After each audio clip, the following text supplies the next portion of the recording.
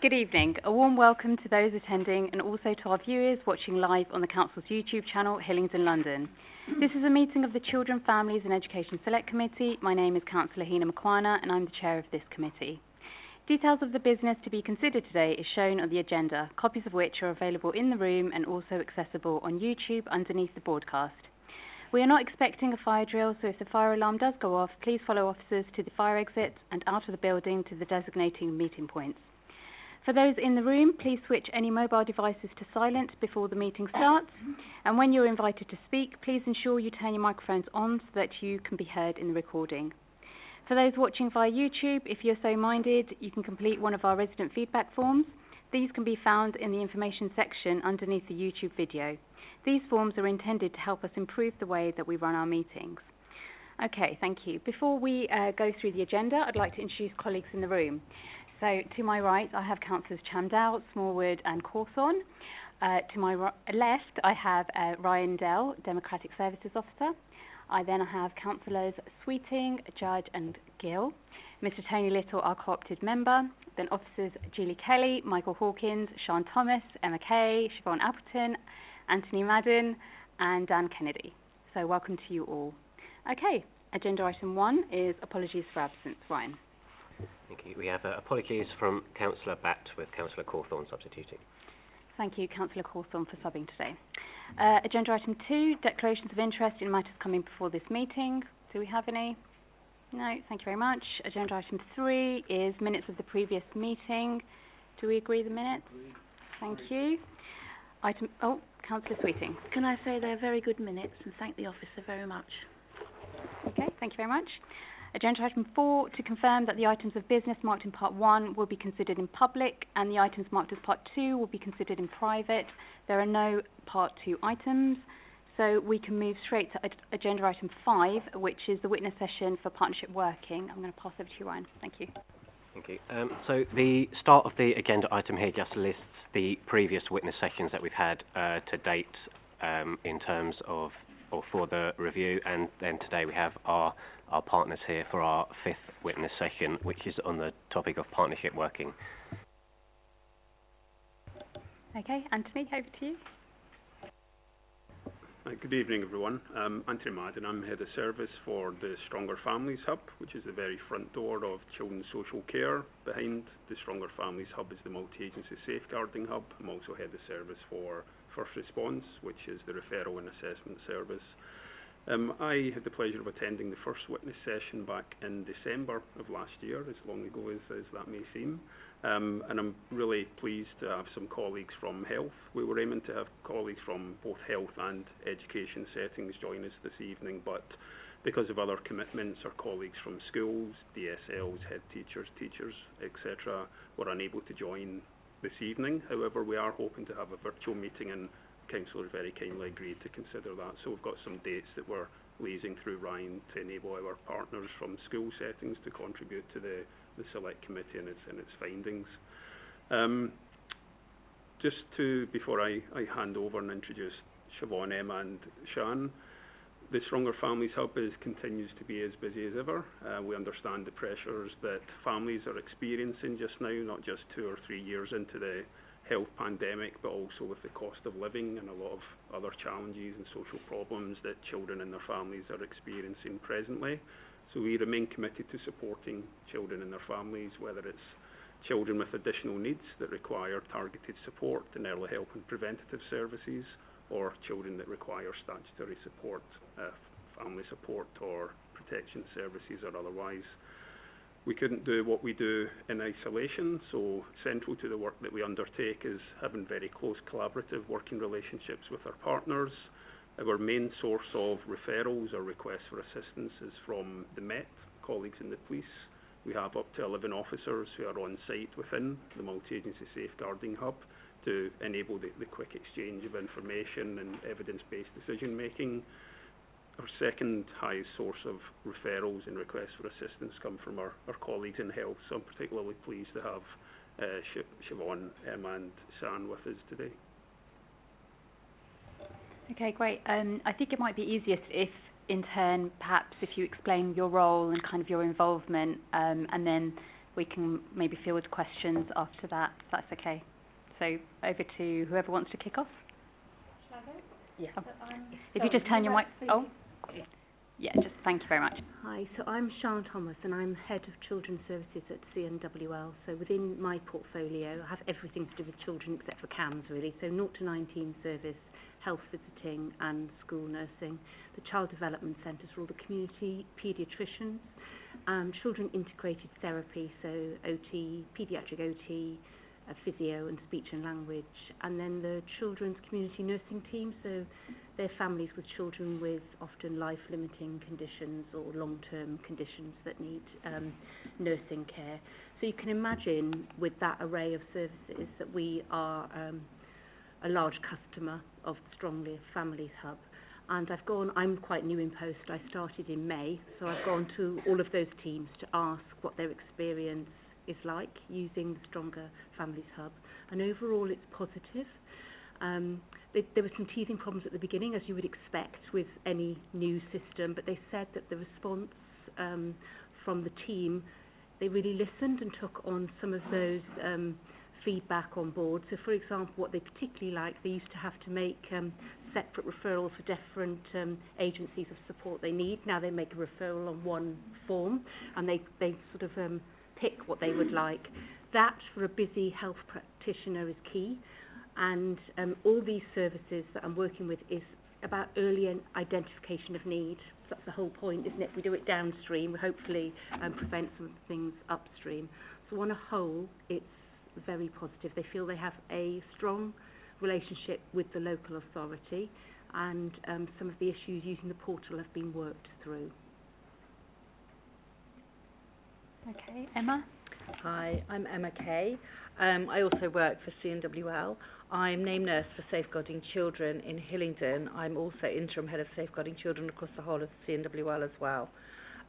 So we support all the children's services that Sean has just mentioned. When they have safeguarding concerns and safeguarding advice is needed, we deliver training and supervision to staff. We support referrals that would go into the portal.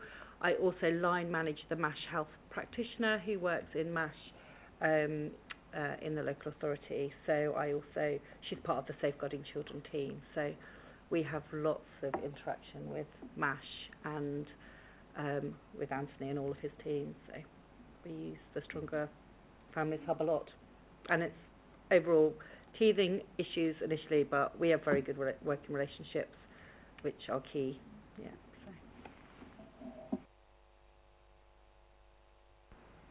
Hi everyone, my name is Siobhan Appleton. My current role is Assistant Director for Safeguarding for NHS North West London. When the service was first launched, my job at that time was as a designated nurse for safeguarding children and children in care. So basically the Northwest London, NHS Northwest London works in very close collaboration with all health services across the health economy. That includes primary care, primary medical care, the acute trusts and the community trusts. So I have a very close working relationship with all health providers across the health economy. As well as that, part of the role of a designated professional is to ensure that our colleagues in health are discharging their safeguarding functions appropriately, and the Stronger Families service would come under that remit. As my colleagues have said, there were some challenges, particularly for the acute trust when the portal was initially launched. However, I would have to commend the local authority for the response to this. So when the challenge was identified, what happened was that we had a Stronger Families subgroup that was made up of multi-agency professionals, and what we did, we dedicated some time within that meeting to discuss those operational issues. So even though the meeting is predominantly a strategic overview, with actions on progression of the service, we actually dedicated time to discuss the operational issues, and this helped to resolve some of the operational issues, and as well as that, it worked to resolve some of the anxieties that were amongst the safeguarding team. We do have some work to do with primary medical care. and we will do that through support for GP practices to enable them to work through some of their difficulties with basically getting onto the portal and understanding how the portal functions. One of the other positive aspects was the guidance document that came out alongside the launch of the portal, and that very clearly outlines what professionals are supposed to do really when they make a referral, and that's been very well received within primary care. Okay, great. Sounds very positive. Thank you for that feedback. I'm going to open out to any questions that members have. Okay, right. So, Councillor Smallwood, do you want to start off, please? Thank you very much, Chair. I just wondered if I could start with your views on the Family Hub and safeguarding. Members would have heard me talk a lot about how we make sure that potentially send children who are non-verbal and using online systems or may be able to interact and give their feedback, and how you help enable that. A more general question around how young people can feed back about the safeguarding experiences. When should there be a safeguarding breach and they be a victim of in any scale, and how they're able to feed back about the way that they were treated. And then thinking about partnership working, how we work with our voluntary organisations in the borough. I guess people naturally think about youth centres and schools as sort of like the very clear sort of building-based ideas, but we have things like scout groups and girl guides and, you know, football teams and cricket teams, how we work with them to make sure that they are looking after, making sure that the children are looked after through the, or referring them to the hub, or making sure they're looked after through the hub.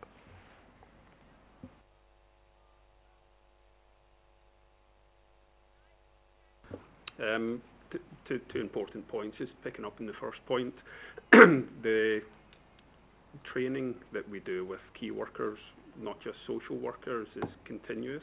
So direct work is of central importance to help communicate and engage with children, whether they're verbal or otherwise. There's a range of tools that key workers as well as social workers are equipped to have in their toolbox to help communicate and engage with children and young people. As part of the early help assessment, as well as the statutory assessments, there's clear sections where the child's wishes and feelings, or if they were non-verbal, the parent-child observations of their interactions would help inform any plan, whether it was a Stronger Families plan or a child in need plan or a child protection plan for that matter. So the continuous improvement and training that key workers as well as social workers do is of central importance, and that's something that we review on a 4-weekly basis through one-to-one supervision, as well as other forms of supervision, including peer supervision and group supervision. The workshops and learning that we do with our partners is also of equal importance. Ultimately, we are reliant on our colleagues in universal services primarily to share information with us if there is concerns round about a child being at risk, or if they've made a disclosure. But once that information is shared, it's a lot more streamlined presently compared to prior to the Stronger Families Hub, because, as we mentioned, it is one telephone number, one email address and one online portal form that children, as well as their parents and carers and professionals, can contact and reach out for if they do need help.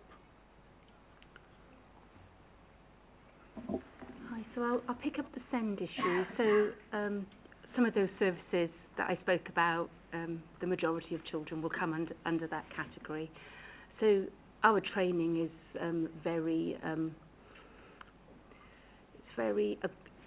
assertive in terms of knowing that these children are at higher risk of safeguarding concerns. So the paediatricians, that I go to the doctor's meeting, and that is discussed on a routinely basis.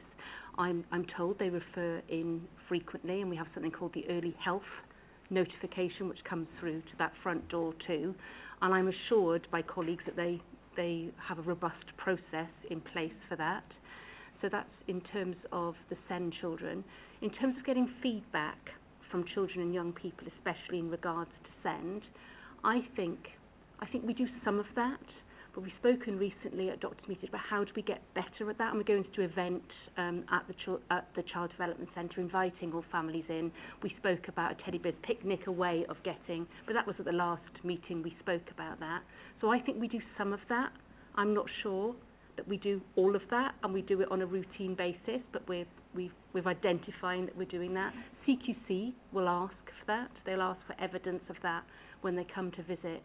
So the answer from me is a partial assurance for you about feedback to children, from children and families, particularly with SEND. In terms of the third sector, so we link in with Young Health Watch, Looked After Children's councils, things like that. So we do seek feedback, but that sometimes we go to the easiest group to get feedback from, where they're already organised groups. So we want to invite a group of, we're thinking of doing a group with children with epilepsy, for example, at CDC, and we've done some of that work in schools, but I think we could do with doing some more, and that's our plan for 2023. Sorry, I just want to add, with an example of a child with disabilities, when a referral's gone in, we've got close relationships to know also who might know that child well, a speech therapist, for example, who could identify their communication needs. What tools could we use to get that child's voice recognised? Which is another, I've rung the Stronger Families Hub and had conversations saying, there's a speech therapist who knows this child well, or an occupational therapist. So, and then they've called them and spoken to them with parental consent, or work with the family to ensure we can get the child's voice heard as well, which has been another really strong thing from Stronger Families to an early help. So making sure we've got the right professionals to support that family at the right time. Okay, great. Julie, did you want to come in? Yes, I did promise I wouldn't butt in, but I have something to say, so you're putting up with me. In relation to going to standard groups or the usual groups, we have tried to move away from that. We do have a Children Care Council that many of you do know, who are very strong, very robust and fantastic. But last year we set up the Child's Voice panel, which is children that are experiencing services but not looked after. And we know a lot of them sit across services, whether it's Stronger Families, Youth Justice, but many of them either have identified additional needs or EHCPs, and we know the work that we do in Youth Justice around speech, language and communication needs identifies those young people, and we're utilising those young people to try and get a more rounded view. They aren't quite as robust yet, but we're using our principal social worker network, because we know that within Helen Smith and that network they know how to support children and facilitate them. And very recently we've been looking at the feedback during the statutory SEND processes, because we're very good, I think, at capturing parental feedback. And that's a very strong voice, and that is good. We have to work with parents, it's fabulous. But how do we get the voice of the child's experience of the assessment, of the review, of the provision? And we're refining that a bit and having our speech and language therapists look at that and looking at different models. There's lots of things we want to know from children, but how we ask them, I think, has to be refined. So it's very much on the agenda, particularly children with additional needs. And some children can present as understanding more than they actually do, so we're having to ensure that those methods are right. Great, thank you. So I forgot to mention, and Julie's just reminded me, that we have a speech and language therapist from CNWL within the Youth Offending Service, and that role is key in sort of disclosures from children and young people, but it's real key in a communication, because we know a lot of our children who are in the criminality proceedings and in that do have ADHD, and it's often undiagnosed, so that's really key and best practice. Not everywhere has that, actually, a speech and language therapist within yours. Great, thank you. Councillor Sweeting. Well, thank you, and thank you all for coming this evening. You are the people at the sharp end that have been delivering the Stronger Families Hub, and you've talked about the challenges and how you've overcome them in the early stages. But are there any areas that are still outstanding that you would like to be addressed?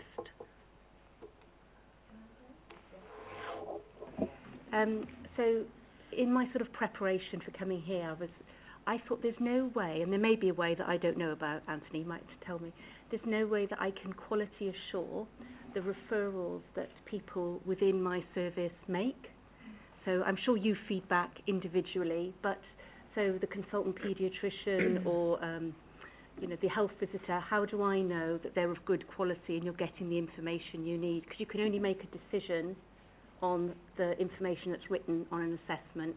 And mental health services aren't here today, adult mental health services, but in children's services we're normally, that children is what we do, it's our business, so you'd hope that most of us can make a referral in, but I just wondered about the quality, about how I quality assure myself about the process coming in.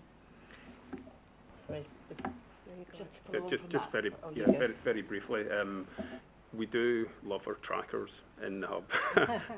We basically track everything as far as the workflow and what's been referred in and the outcomes and such. But I'm glad to say that we've moved away from particular agencies. You touched on the acute settings, and we've spoken about some of the difficulties with Hillingdon Hospital initially, but very much resolved round about the information being sent to the hub so that we can make informed decisions round about levels of need and the best social support and the right person at the right time, whether it's a speech and language therapist or someone already employed by the council, for example. I'm glad to say that we're at the point now that it's practitioner to practitioner, so there isn't as often the need for escalation beyond team manager. So we have an agreed escalation process which has been signed off by the Safeguarding Partnership that practitioners would try and resolve, and if there wasn't a mutual agreement, team managers would try and resolve the issue, poor quality of information or delays in decisions being fed back, for example. Very seldom, I can't remember the last one that went up to heads of service or senior managers level, and I think that tells a story in itself that we've moved away from this is really poor quality, or why do I not know the outcome of the referral that I sent in 2, 3, 4 days ago. Admittedly, I know it's colleagues from health are here just now. It's some of our other partners. I think that bit of work is probably more pertinent, Border Force in particular, but we have seen increases in the quality of the information that's been sent over after that initial period of not rejecting. We don't reject anything, but we would return early help assessments to say this is the essential information that's needed. Can you send it back within 24 hours? I think at this stage it's fine to be as transparent to say that even if we were returning that early help assessment, we were obviously just doing what had to be done at the same time anyway to avoid any delay for the family. But for the referrer, we wanted that learning process so that they knew exactly what information we needed. But the form itself was cut down away from 7 pages to being very, very concise. And there is drop-down sections because it's an e-form if it's run about SEND or SAS, for example, and that's a bespoke section which has a lot more information. But the early help assessment, as you'll see from the document, is a much more concise and analytically written document. Sorry, Emma. No, not at all. I was just going to say it's just about making sure those ones that where there is improvement for staff or where staff have learning opportunities, that's a little bit of where we've lost our ability to be able to identify to support those staff, which we would be involved in if before we had the paper-typed forms or the email. That's the only thing. So that it's making sure that we can give assurance to know that we can support staff, or if they say there's more information needed, we wouldn't know if they don't go back and make that referral back again, and that kind of thing. So it's like Sean said, the assurance we give as an organisation and our quality assurance to check the standard is as we would like them. Or if people make referrals, they don't have the child's details, which is what you touched on for adult. Some of our services don't work with the children, they'll work with the parent. So they won't have the child's details, that kind of thing, which obviously MASH or whoever need. It's hard for us to give some assurance there. Yeah, I mean, we have a very wide report coming to us this evening, another agenda item, which shows increases in SEND children, increases in need. And when we had one of our witness sessions, there was talk about we could do more if we had more. So the blunt question is there a capacity problem? Do you need additional capacity, staffing capacity, to enable you to do more?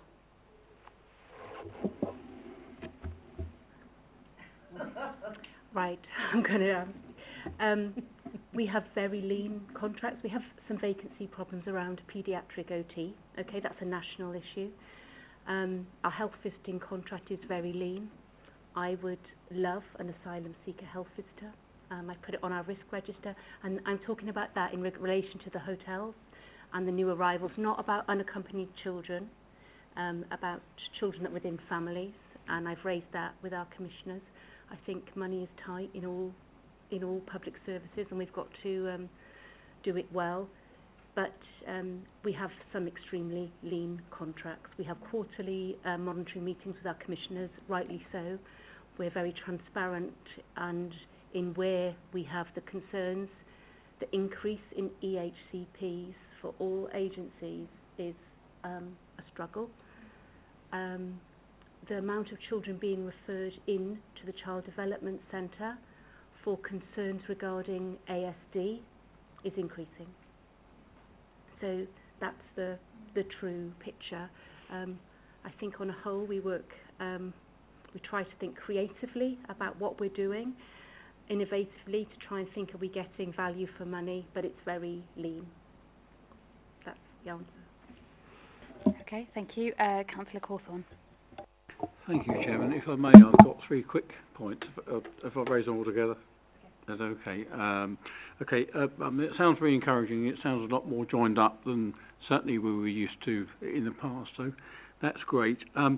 One of the barriers to integration, in my experience, whenever you integrate services, is issues around data sharing and the way in which that works between organisations and agencies. I just wonder to what extent we've overcome some of the challenges associated with that, because that's clearly, I felt it was an opportunity in the past. I wonder to what extent it is now. There's just one point on that. Second thing is, how are you assessing the impact of your joint work in terms of outcomes, in terms of outputs and for individuals and families? That's the second point.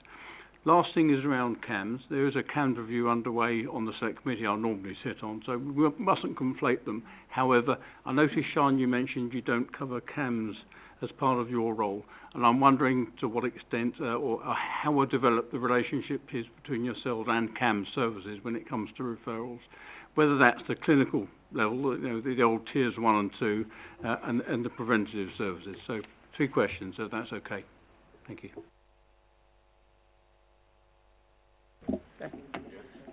Data sharing. Sure. GDPR should never be a barrier to keeping children safe. Where the established pathways that we have just now, all services apart from a child protection inquiry under Section 47 or children made subject to a court order or a child protection plan are consent-based services. So we're very clear, open and transparent with parents and carers and young people and children run about that this is a consent-based service. So it's very clear on the early help assessment, which is that first step, that gateway into early help and prevention.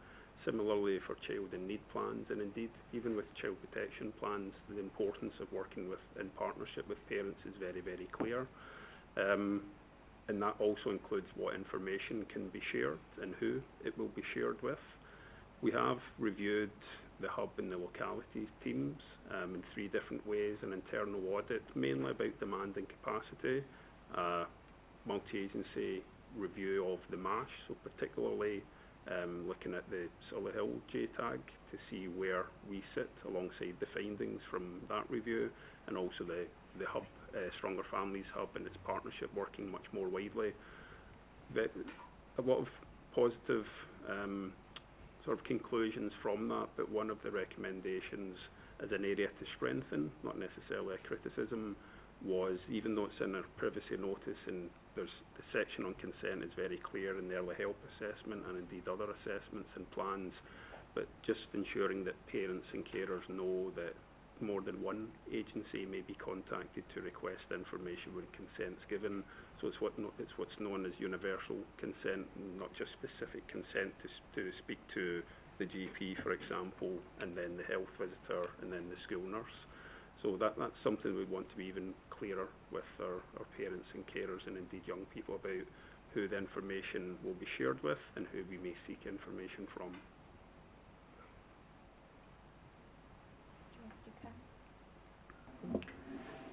So CAMS, it doesn't sit under me as such as a service, but as safeguarding, CAMS does come under, linked to us. I'm a named nurse for Hillingdon, but there is a named nurse for CAMS as well. So we have the same provision for CAMS. Our MASH health practitioner can access all the CAMS information, and therefore when they're doing any MASH assessment, that information can be accessed. And she's trained to know what's proportionate to share or whether CAMS would be better to share, so that information would always reach the right place when it's needed to. We obviously provide data through the Safeguarding Children Partnership for CAMS as well, and all the data of referrals, everything goes through that. We would love to see CAMS and mental health covered within MASH. That's a development opportunity we've discussed, as well as whether we could develop any MASH practitioner with a mental health component, which would be CAMS or mental health. So that's another area we would love to develop if we had a magic wand with money. Okay, thank you. Mr. Little. Thank you. I've two questions, the one I intended to ask and one arising from Councillor Sweeting's question. The one I intended to ask is, you obviously work with more than just Hillingdon, with the other authorities in the area. How do you find that experience? What do you perceive as the strengths and opportunities for development of our approach compared to the other authorities? That's my first question. The second one, arising from Councillor Sweeting's, I got the impression from what you said that you feel that you're rather better at getting information into Hillingdon than Hillingdon is giving to you at the more strategic level. For me, if there's one area of improvement, for me, is the quality assurance from, and I haven't spoken to Anthony about it, but it's not so much getting the information back, is I don't know, I'm guessing you would let us know if the information you were getting wasn't robust enough, and if you had any concerns about practitioners. In terms of other local authorities, so we do make referrals to other agencies at times. Primarily it's Hillingdon, because you make a referral to where that child lives, so majority of our contracts are for Hillingdon children with a Hillingdon postcode, so that is the vast majority. I have never worked anywhere where you don't have an EDT, so you have a 24-hour service here, and I think that is very impressive. My first question with him to Anthony was, how do you staff that? Because that is very impressive, because you can lose quality outside of the core hours by using an emergency team. So that, I think, is different. I don't have enough information on referring to other local authorities. I have through different roles, and I think it can be clunkier in some other areas. I like the approach of the one front door. I think it's very, very clear, but I haven't got enough experience here referring into other local authorities due to the nature of our contracts, which are for Hillingdon children. Hi, just to say that I do actually work with other boroughs from a health perspective across northwest London, and just going back to the voice of the child, I would say that is one thing that as a multi-agency we do very well within Hillingdon. I think with the Safeguarding Children Partnership, the voice of the child runs as a golden thread through all of the subgroups, and we do work very, very hard within those subgroups as a multi-agency to ensure that the voice of the child is captured. So I think that's something that Hillingdon do very well. Okay, thank you. Councillor Judge. Thank you, Chair. So I'd like to know what percentage of children with additional needs are identified during the ASQ checks, and how many are actually missed, and when they are missed, what what is done, to bridge the gap using, partnership work. Sorry, shall I repeat that? So I think I've got it. So the ASQ checks, you're asking what percentage of SEND children are identified for that. I don't have, oh sorry, apologies, sorry, I wouldn't have that detail now because I've come to talk about the Family Hub, but I can certainly get that for you, but I don't have it to my fingertips now. It wouldn't be, I think we are in the late 90s for the like 98%, please don't quote me because I don't know the current figures, but it's very high at a quality monitoring meeting about how many children have an ASQ completed. That is not converted into SEND children. I think that's what you're asking, if I'm right, but I can go away and see if we can get it. Is that? Yeah, I don't have it at my fingertips, sorry. No, that's fine. And the other point was about, like how is the gap bridged, when children have been missed using partnership working? Missed in terms of what? What do you mean? So where children have been missed during the ASQ check, children with additional needs, if they're missed during the ASQ check, and they are, picked up at a later stage, then how is, partnership, working, has it been effective? And, how is it used to, bridge the gap and provide, ongoing support? Yeah, so we endeavour to identify as early as possible, obviously. Our was not brought children we really try and focus on. So we work very closely with the designated officer for SEND and the Dominique as well, head of SEND. We work very closely there. There's a lot of communication, continual, I think, and it's a multi-agency approach, which the EHCP has to be. I think in terms of knowing when they're missed, and it's hard to know that because sometimes children present, at 2 they're fine and then they regress, so it's very hard for me to sort of give you accurate figures on that. But I feel, there are challenges with partnership working around EHCPs. I'm very honest in the commissioning meetings that we have that, it's a very challenging figure to complete, and there are challenges. I'm not going to say there aren't, but I think the multi-agency working is strong. I wanted to ask Ryan if you could pick up with me the exact point that I can try and get. I don't want to lose that bit and get back to you with that ASQ because it may be possible to get. Okay, thank you. So there's also a lot of resources out there and signposting for families available through a joined up approach, through your website that has just been relaunched, and that signposts a lot of parents. It's available in different languages, and it also links into the local authority, doesn't it? And in terms of the websites, that's a new website that we use, but we've had over the last month over 2,000 hits on that, but more importantly translated into over 24 languages, and all our information is there. If you look as well, there's a Children Integrated Therapy Service website which is used effectively as well. But I think the multi-agency work around SEND appears strong from what I hear. Thank you for that. Councillor Sweeting. Yes, thank you. We're going to be putting our heads together next meeting to come up with some recommendations. Aren't you pleased about that? But we would like you to give us your opinion on what some of those recommendations would be. If you had a magic wand, what would you like to see in our audit of recommendations? I know that the chair and other committee members have been thinking about some of the recommendations, but it would be interesting to find your view on that. Is this just in regards to this item, this agenda item? Well, this is we have a major review on the children and families, and we're going to come up with all these wise words at the end. But I hope that some of the wise words will come from the people at the sharp end, which are you. Yeah. This is magic wand. I'm very focused and concerned about the hotels and the new arrivals. Okay, I went there myself to see. We're scraping the surface, and I've been worried about that. That's why I put it on my risk register.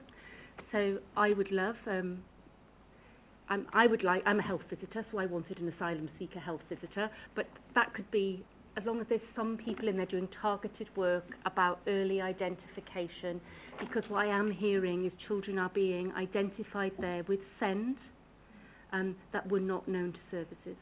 They are now, because we've referred in, but we're certainly not seeing every child as effectively as we would like. So that's one from me. You can't help me with my vacancy rates, because we're trying very hard with, so you can't help me there. I think investment into the children's integrated therapy service, so we're less lean than we are, and I think some focus work around children with ASD. So we have a significant amount of children in our pathway. They're at various points in the pathway. Some children will present who it's very clear from a first assessment that they have ASD, and other children it's much more subtle and it's a really weighty diagnosis. You've got to be sure. So I would love to trial something like ASD navigators or pathway, rather than medics or nurses, just look at a different approach to ASD. If I'd had this question yesterday, I could come with a ream, but that's just off the top of my head. Yeah. Are we all allowed to add to the wish list? Do you want me to go? Yeah. Well, I wrote down some of the same. I think we could be stronger with our integrated working between adult and child. I think we need to be more joined up, I think, with some of our working. Our transitional work when children are coming from children's services to adults, I think, can be strengthened. Children often drop off and are dropped into adult services. We do have a transitional worker now in CNWL, a transitional nurse, but again, is a part-time, is a role that can be developed endlessly. Mental health provision. I'd love there to be more mental health resource in our stronger families. I've put down hotel support and neurodiversity support. So, yeah, there you go. Thank you for asking. Thank you. We're never asked. We're never asked. Yeah. Thank you. Councillor Smallwood. Thank you. And actually, I've taken a lot of comfort out of this evening, but also clearly a lot of work to do. I think we're on solid foundations. There's just some great things to build. I just wanted a little bit of clarification, because I just got a little bit lost and confused, because I didn't pick up what Mr. Little picked up from Councillor Sweeting's point around communications. The communications to each other, I get the feeling, are quite strong. What you're actually asking for is potentially not a communications thing, feedback on, is there more that you can give us so that you can do your jobs better? Is that the point, rather than there being a comms problem? Yes. Yeah, the communication is strong, I'm told. Yes, thank you. Just the point earlier when it's addressed at practitioner level, I think is really telling, because it reflects the clear lines of communication and how to resolve it. If it was an agency or a particular partner, then that would be a lot more concerning, arguably, but the fact that it's resolved at practitioner level means that it's something that there's a clear solution to, and we continue to work together and move forward, rather than hitting an impasse and not being able to resolve that fact. And I think the issue around quality assurance of referrals that actually go in to the Stronger Families Hub, that is high on the agenda, really, of the Stronger Families subgroup, which is a subgroup of the Safeguarding Partnership, and that has been discussed at length, really. And within the MASH review, we did look, at quality of referrals in any work that we would need to do going forward from an auditing perspective, for instance. So that will be discussed within the Strong Family subgroup. Okay, great. Any other questions or comments? No? Okay, all right. We can bring this agenda item to a close. Thank you so much for your time this evening and answering all our questions. So, thank you.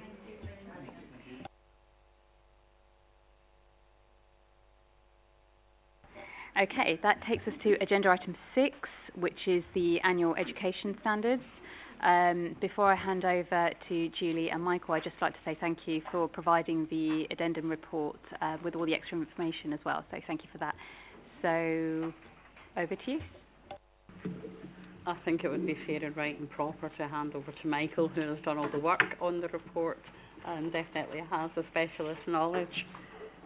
And I'll try not to interfere.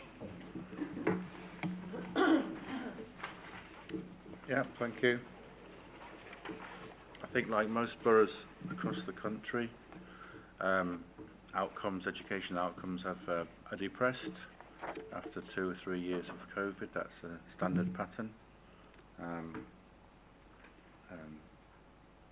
that's across all areas. I think actually in some respects some of the outcomes have been fairly strong, early years and things like that, and also headline progress for pupils at Key Stage 4 particularly. There are concerns at Key Stage 5. In terms of A-level results particularly, when you compare that to our neighbours across London, for example, or across the national picture. But again, a lot of the data still comes with a health warning from the Department for Education with regard to the sort of continuing impact of COVID and things like that. So I think for schools as well, it's feeling a lot more normal for them now than it maybe was even in August last year. So next year's results will be a fairer of reflection. Maybe not so clearly reflected on here is the ongoing issue of attendance nationally, which everybody brings up, and the challenge of also the college was talking about that with me today. So attendance across the piece is a problem. Of course, if people aren't attending, then opportunities to do their best educationally are an issue. I don't know if people have specific questions they would like to ask me about any of the areas in the report. I don't know if that's easier or. Yeah, that's fine. I'm going to start off with one question and then we'll go around the room. Just looking at our NEET numbers, what kind of work is going on around potentially bringing our NEET numbers in line with where they should be? The challenge with NEET is we actually have very good information sharing with our schools, and also we work with representatives from Ealing who lead on the sort of West London information sharing.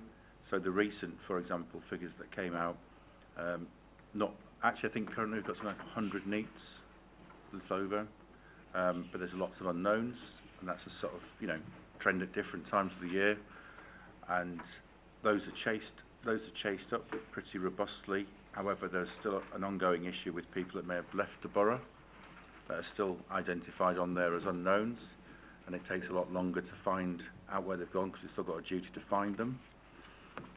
So in terms of the actual NEETs, it's just a little over 100 currently. In terms of our capacity to address that, we do need more capacity because we were promised 2 caseworkers in the past and they haven't materialised. So we borrow some people from the Department of Work and Pensions part of the time with the resource that we've got, which is mainly our NEET tracker sort of coordinator. We actually do quite a good job in terms of actually placing NEETs, but one of the interesting things that we've had to deal with in the last year, obviously the issues around mental health related issues that cause people to be NEET. We've done quite a bit of work with our internal services and with the health and mental health sectors around what support is available. And so as those themes come up, we've been working to address those. If we had more capacity, we would be able, because it's also about the timeliness of that. You can't leave it until March to make the first phone call to somebody that's been identified as NEET. It's way too late. So actually it all needs to happen September, October if possible. Okay, thank you for that. Councillor Chandel. Thank you, Chair. One of the questions was on NEET. The other one, I've got 2, if that's okay, Chair. I start off first with the childminders. On page 7, you say it's down by about 26%. How does that impact on, obviously, what we're offering? And the second question was on absence and exclusions. I mean, over my past role as a governor, absolutely essential that children turn up for school regularly. We're showing slightly down on that. And an explanation is saying about the variant on COVID-19, how specific is that to the actual issue, if there is an issue there? Around the attendance? Around the attendance absence. Yeah, I mean, when we speak to schools, for example, about what they're doing around persistent absence, for example, many of the schools are doing all of the things that you would expect them to do and more. There are a large group of very hard to engage with young people and families, and COVID seems to have exacerbated that. And so that's something that all schools have identified as an issue. In terms of exclusions, we're now tracking exclusions on a sort of weekly basis, including suspensions, and we are reaching out to the schools where we believe their exclusions or their suspensions are high, and behind the scenes we're improving our sort of common language tools with which to have conversations with them about what they can be doing. We've also provided with them with a number of key resources. One of them that was launched, it wasn't in this sort of year, but it's just afterwards, a sort of education inclusion toolkit for early intervention for people where young people may be showing the early signs where they may be on a pathway towards an exclusion. So there's actually a lot of resource out there for schools. One of the things we need to ensure is that the right steps are taken at all times. That should improve as this year, I think, just because the data's more visible and we can engage with schools much more quickly about it. Does that answer your question? Okay, Councillor Sweeting. Thank you very much. And can I first of all say that I think this is a much better report, much more detailed report, and much more easy to read report than we have had in the past. So thank you for that. And also thank you for providing the additional information. I think that's enabled us to clarify things, because the Cabinet are going to ask of us our comments on this report. There are 3 sections in the report, and I hope it's possible for me to ask questions on each. One is our role as Council in monitoring, evaluation and stepping in. We have had a case that we've discussed as a part 2, where things got to the stage where the school was, and it's mentioned later in this report, was deemed to be inadequate. Now, we have asked this question, we've asked various questions from this committee on when did we as a council know that there was a problem, etc. Now, we still haven't had the answers to that, and I think that one particular case would be useful to see exactly which way and how us as a council are proceeding with schools that need to be challenged. So I think your view on what we are doing as a council to challenge our schools. Yeah, it's a very good question. Slightly modified the school improvement approach, going back to a 3-tier approach of universal, targeted and intensive. So an inadequate school would be, if it warranted our intervention, would be intensive, and I say if it warranted, because if it's an academy, of course, we have to pursue a different route with the Regional Schools Commissioner. So that's something to take into consideration. We have regular meetings with the CEOs of the MATs as well. So we have lots of consultation with different sort of stakeholders on the education landscape. We call them education advisors in Hillingdon. Of course, they'll be called school improvement partners in other places. We've recently appointed 2 new primary ones. For example, we've recently appointed a cross-phase one for SEND because of the issues around SEND, and I'm the secondary. They call it the secondary lead, but I've been leading myself. So, and that's half the time, because we've only got really 2 maintained schools, and also work with Meadows Special School in that role. I've tasked the primary EAs to work specifically with the schools that are on our schools cause and concern register. I think it says there are 16, 8 academies and 8 maintained, with a view to ensuring that those schools are no longer in a situation, if there requires improvement, that we believe that they've moved on, because all of us have the ability and experience of moving schools on. So what I would like to see, by the end of the academic year, is that a number of those schools are no longer, even if they haven't been inspected, that they're not causing us concern for things to do with educational quality. Some of them are causing us concerns for financial issues, and of course, that's a slightly different picture. If I am allowed to say something about the school that you mentioned, as we only have one school that was identified as inadequate, in the official response that we'll share with you later, I wrote, because I was asked to write, the school was previously inspected as good, and therefore, when a school's good in 2018 and then becomes inadequate in 2021-22, we wouldn't have any concerns about it from the kind of inspection level. However, we maybe received some complaints just before they were inspected, and therefore my predecessor, Abby Preston, who was the head of service, and the head of SEND, Jane Mumford, both went to the school when they were in their old building. They've now relocated to a new purpose-built building, as you're probably aware. It is true that the health and safety issues of the old building were a factor in their judgment, but of course no school receives an inadequate judgment just on things like that, to be honest. I have been working directly with the academy school, as has the head of SEND. We have we have a termly monitoring meeting, but also I've been working with the new head teacher, who's very, very experienced, to ensure that things move really quickly.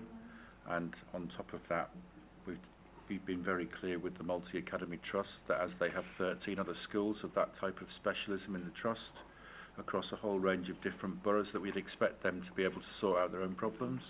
Sorry to be blunt, but actually they're a specialist organisation, and so we're holding them to account. And so everything from how much money we give them, whether we're getting value for money, how quickly the progress is coming in, those are the regular conversations that we're currently having with them, because we do actually, of course, send quite a number of children there.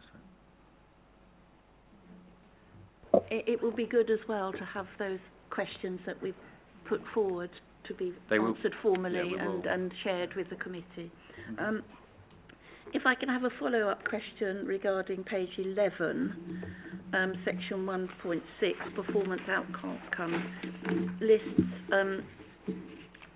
6 out of our secondary schools, and that's a third, being at the schools at risk register. Now, we realise that most of our secondary schools are academy schools. However, we have a role, of course, in monitoring and advising the schools commissioner, the regional schools commissioner, of concerns.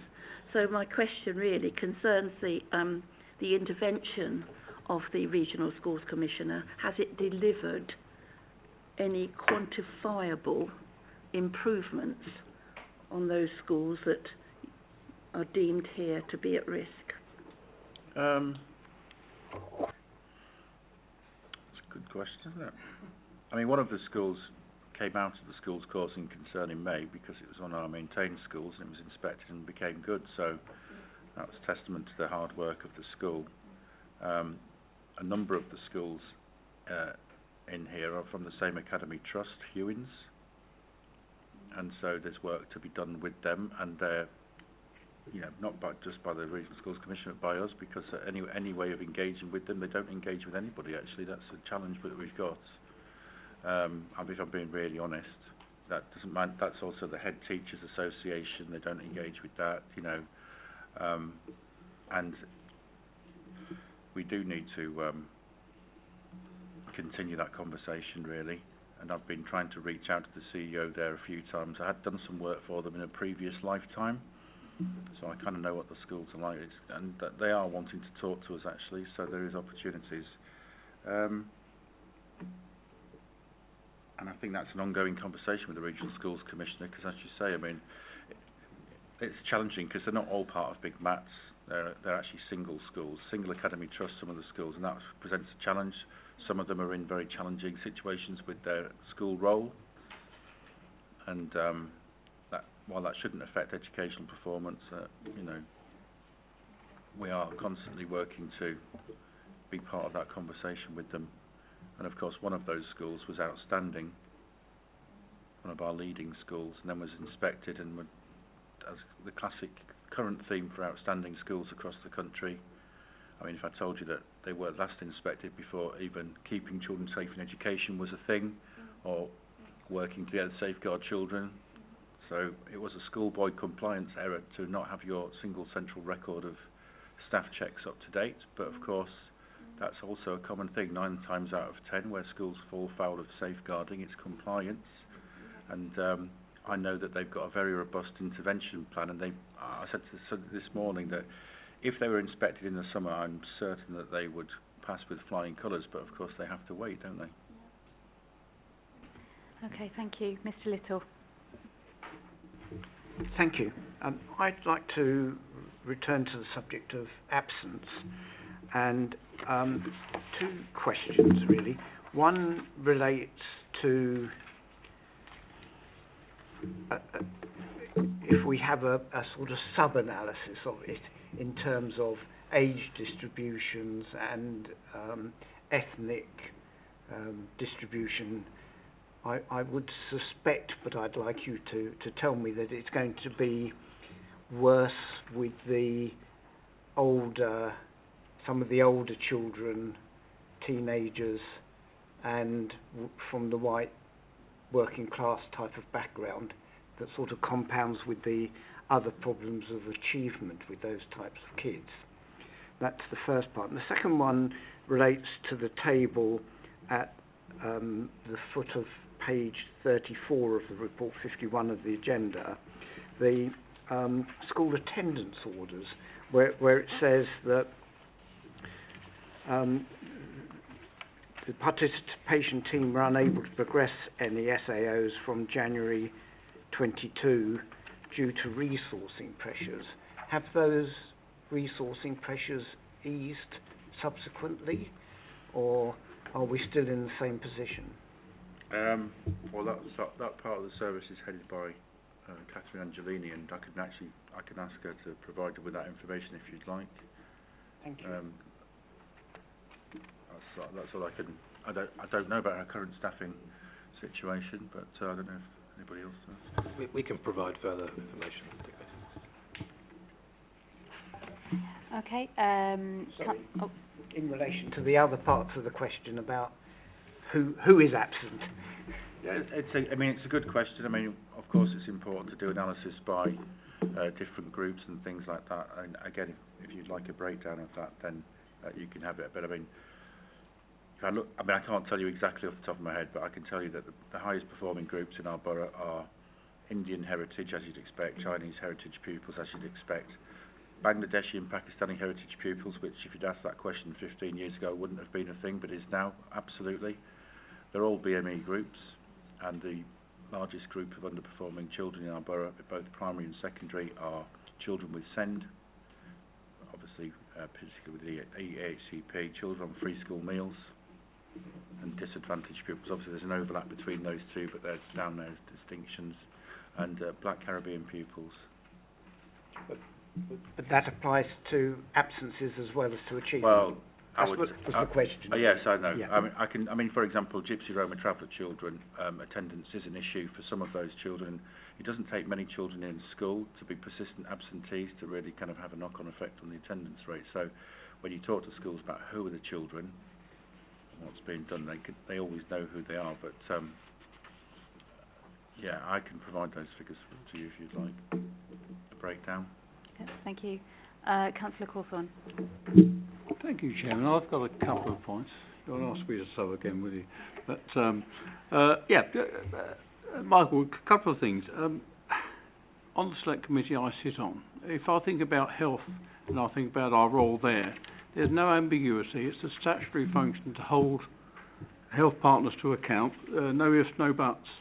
I sense there's no parallel between schools and this committee because it's much more nuanced. Many of them, most of them, are independent entities.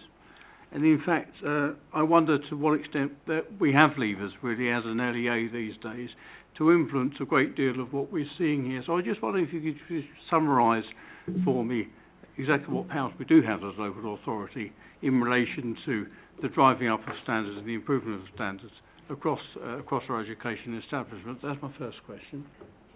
Do you want to do that one first? Yeah. What powers do we have? Well,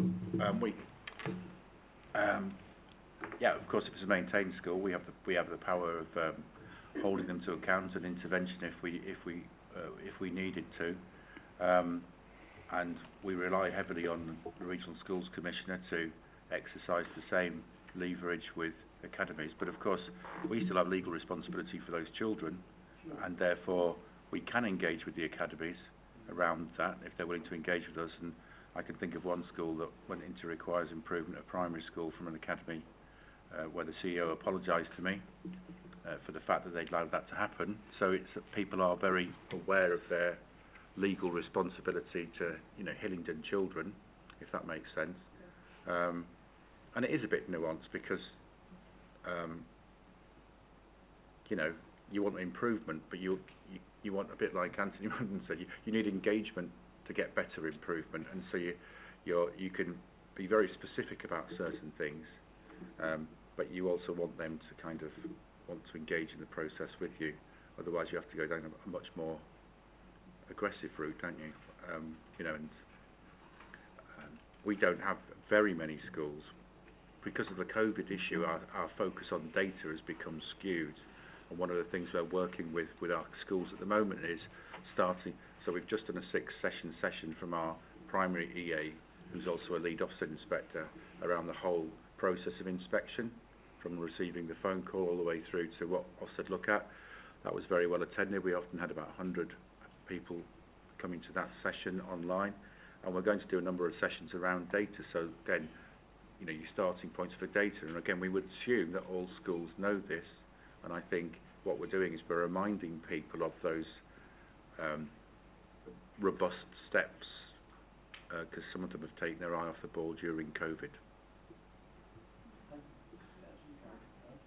I have a second, if I may, and that's around SEN and education attainment for that cohort of pupils. It's now, 6 years since I chaired a governing body of a school in this borough. Certainly in my time, there was a great deal of emphasis on mainstreaming within education, and certainly parental preference tended to trump all other considerations in terms of where a child should go and be educated.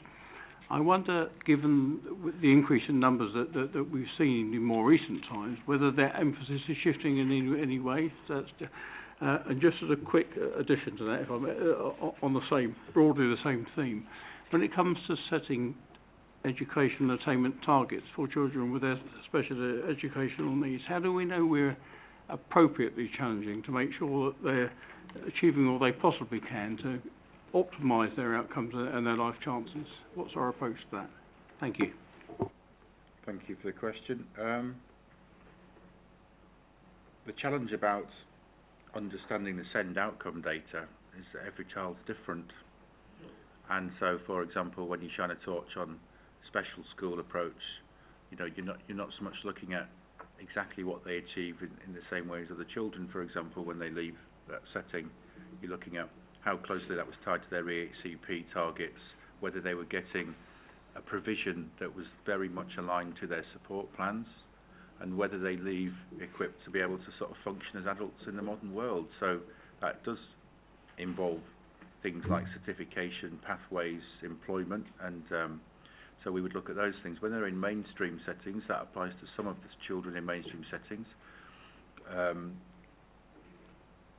I think the whole conversation about sort of higher expectations is an important one. Our colleague mentioned ASD, and that is a big feature of some of the challenges that we're having with young people. And that doesn't mean that they can't achieve, but it means that we have to have a very strong and fine understanding of how to integrate and support those children both into the mainstream where they are, as well as specialist settings. And I think there's work to be done on that. We definitely need to we need to upskill our own educational workforce in schools to be more confident and competent, because we know that the theme is we're going to have more and more children from a SEND background. But of course, part of that conversation should be about expectations and higher expectations, absolutely. And again, I think the whole thing, forgive me, COVID kind of stopped those conversations, really. People were trying to just manage keeping a school going and having enough staff there and children and things like that. And I think now we're very much back on the agenda of having those conversations, and we've been looking at the data for individual schools, and our EAs have been talking to schools about their data for all the different areas. And SEND, of course, is one of our identified underperforming groups. Data's been shared with all of the head teachers about the sort of headline data for the local authority. We provide them with their own individual school data if they don't already have it, which they do. So that conversation has to be ongoing and include challenge as well, yeah. There are so many issues around SEND that conversation is not had often enough. Okay, thank you. I have a question. On page 6, we talk about the inadequate and RI settings that have been signed up to Experts and Mentors programme. I wanted to know Pen Green, who they are, and kind of do the local authority commission services from Pen Green. So that's obviously early years. It's an early years programme. The people that are the experts and mentors don't come from Hillingdon. In fact, they come from a neighbouring borough, and Hillingdon Experts and Mentors supports provisions in other boroughs. So off the top of my head, I couldn't tell you, but if my head of early years was here, she'd be able to tell you. I'm more than happy to find out for you. Yeah, but that's how that programme works, that the experts and mentors do not come from our own settings. They come from Harrow or from Ealing or whatever. Councillor Gill. Thank you, Chair. Just a couple of questions from me. Just looking at page 8, under the key challenges, it says there's a considerably higher number of children starting early years provision with SEND, but it goes on to say that it's unclear if there's a general delay or if it's to do with wider SEND issues. Just wanting clarity on that. Is there any data to give either or? No. Sorry, but one of the conversations we're having with early years settings is, are we identifying children with SEND? I mean, there's a theme that's running through it. Settings and primary schools are saying children are coming to us. When they first come to us, they're not like before COVID. There's lots of elements of, like, communication delay and things like that, attention delay. That might be right. And I said, well, but at the same time, we need to work with those early years settings to ensure, because there's catch-up programs that we've also got in place, and what we need to ensure is that there's a time given for them to do intensive types of activities to allow those rich experiences to actually happen through the early years settings before we decide that children are potentially SEND. Because I think that when I said no, it wasn't that we can't provide data, it's more like that's a conversation where we're asking people to think about whether that's really the case. So that's coupled with the other challenge there, which is staffing. So there's a massive issue around staffing early years settings, whether you're a private provider or whatever. That's not a local problem. And the challenge with that then, of course, is that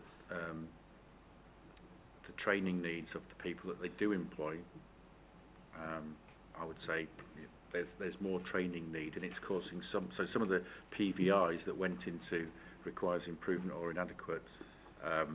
One of the factors cited was actually their staff weren't really skilled and equipped enough. There's a lot of staff turnover.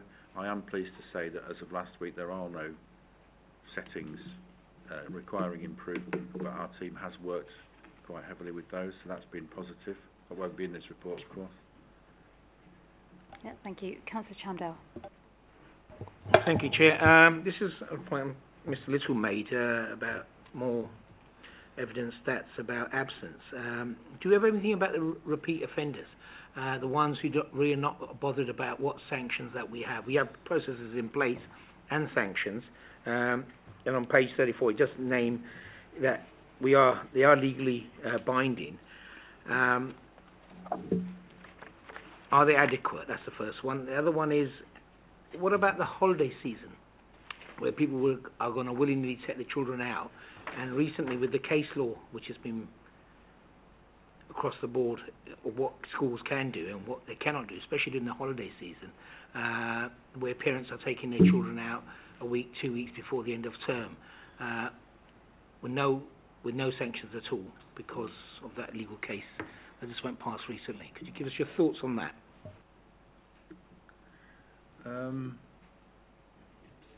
It's not something that head teachers have raised too much, to be honest, because obviously they're the front line for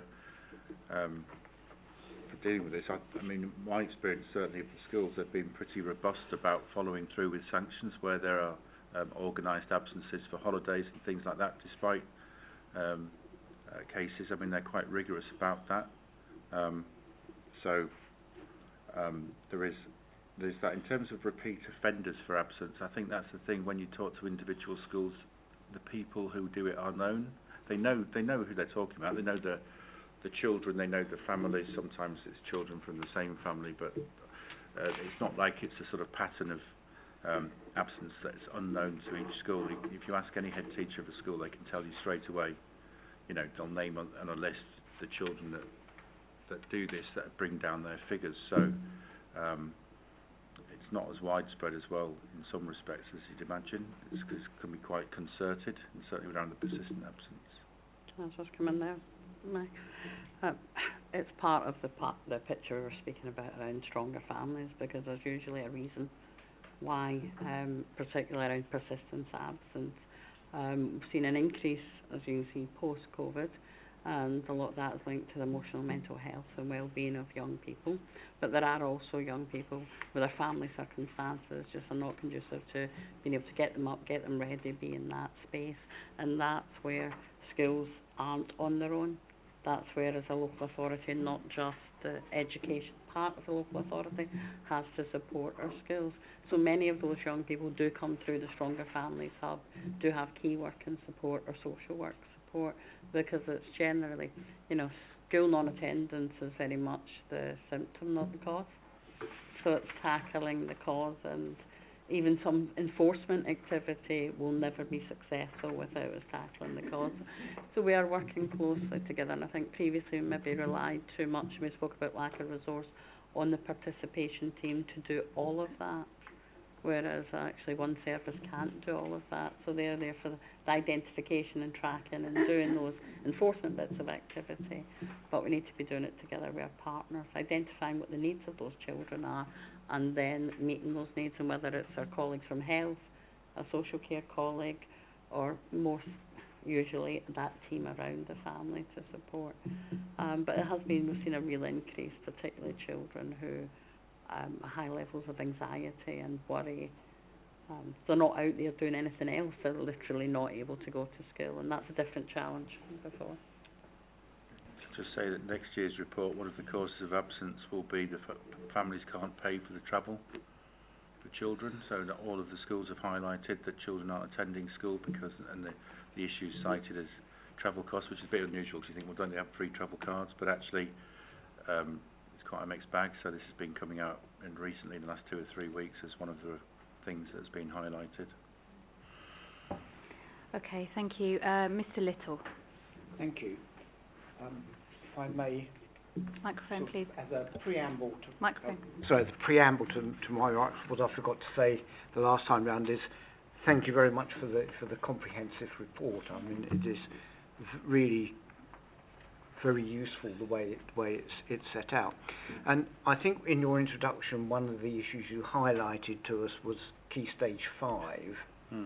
And how do we explain why the performance at Key Stage 5 is not as good as our performance appears to be at Key Stage 4? Well, I can't tell you Hillingdon historical reasons, but I can tell you my experience of how that happens generally, which I've got a feeling is probably present here. Schools are generally more robust in Key Stage 3 and 4 at secondary in terms of their practice and thinking, and then when children do well at GCSE, schools often think they've got all the skills they need to move on and do. Many of them are going into A-levels, by the way, and the academic demands, the jump between GCSE and A-levels is actually very large. So even things like basic things like an essay writing in English looks quite different at A-level than it does at GCSE, so as does history. And if what you often find with schools and teachers is that they're more relaxed because behaviour is not an issue and children are more sort of placid. What's that mean for Hillingdon? Well, during the sort of couple of the COVID years, people didn't want us to talk about their Key Stage 5 and things like that, and it was hard to anyway because so many things were going on. I'm sure COVID would have had an impact because certainly the children that just took exams last year wouldn't have taken GCSEs 2 years previously, for example. So we're also dealing with that factor. Today we're looking at reviewing a whole range of things, the 14 to 19 provision with the head teachers. We were doing that today, and another part of that, which is in here, is instigating a sort of review around Key Stage 5 with the schools. So they're already engaged in a peer review process as part of the Hillingdon Learning Partnership, which was launched last year, and that's a supportive thing, but it does highlight things. And so in terms of the data, they know their data, and we've told them what their data is, and there's a good opportunity for us to say, well, now that we seem to be coming out of the COVID era, this is an opportunity to review a whole range of different things, including the quality of pedagogy, teaching and learning, and students' own resilience. Because one of the things that Julie's just alluded to, academic resilience, how to deal with adversity, very large numbers of low-level mental health, including anxiety, not wanting to leave the house. These are all factors which seem to be very heavily present when schools report on some of the things. So this is an opportunity for us to review that rather than saying, well, we could have reviewed it a year ago. Sadly, a year ago, schools were quite reticent and resilient to us not having that conversation with them. I don't know if that helps answer the question. Yeah, thank you. I'm going to jump in with a question. One of the key challenges facing the early years was about low practitioner morale. Do we still think that's the case, and if so, what are we doing about it? We had a conversation about this last week. I think the answer to that is still yes. It's connected to pay. It's connected to, the challenges. We're in an employee paradise with opportunities, and people are leaving, becoming TAs, never mind people working in early years settings, to go and work in other places, including supermarkets, because it's better pay. So that's a really big challenge for everybody in the business. And of course, people have been working really, really incredibly hard. And so I don't know what we're going to do about those things. Is the honest answer to that question. Any suggestions gratefully received, I would suggest. But I don't think it's going to go away anytime soon either. Yeah. Okay. Councillor Sweeting. Me again. The report on page 19 makes mention of asylum-seeking children and the Fair Access Panel. Yeah. And we know that's linked to the fact that we've got very few unfilled secondary places in certain parts of the borough. So obviously those asylum-seeking children are requiring places in secondary school, obviously dependent on their ages. Now things are different in the primary sector because we've got unfilled places in many of our schools. And so these asylum-seeking children are slotted in to the schools nearest to the airport hotels.